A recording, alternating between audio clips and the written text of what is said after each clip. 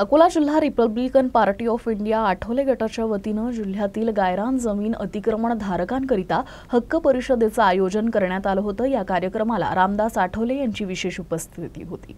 यावेळी त्यांनी गायरान जमिनीवरील अतिक्रमण धारकांना मार्गदर्शन करत त्यांनी आपण त्यांच्या पाठीशी असल्याचं आश्वासन केलं। मात्र या कार्यक्रमाला भाजपच्या नेत्यांनी पाठ फिरवली होती। तर आपल्या जाहीर भाषणातून आठवले यांनी पुन्हा वंचित बहुजन आघाडीचे सर्वेसर्वा प्रकाश आंबेडकर यांना सोबत येण्याची हाक दिली आहे।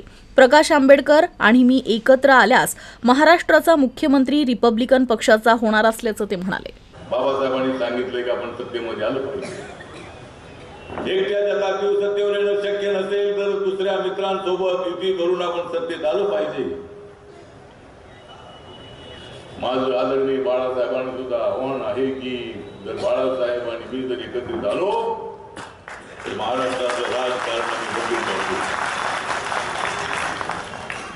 जर आम्ही एकत्र आलो, आम्ही चांगली ताकद आम्ही उभी केली तर एक दिवस महाराष्ट्राचा मुख्यमंत्री आपला रिपब्लिकन पक्षाचा झाल्याशिवाय राहणार नाही।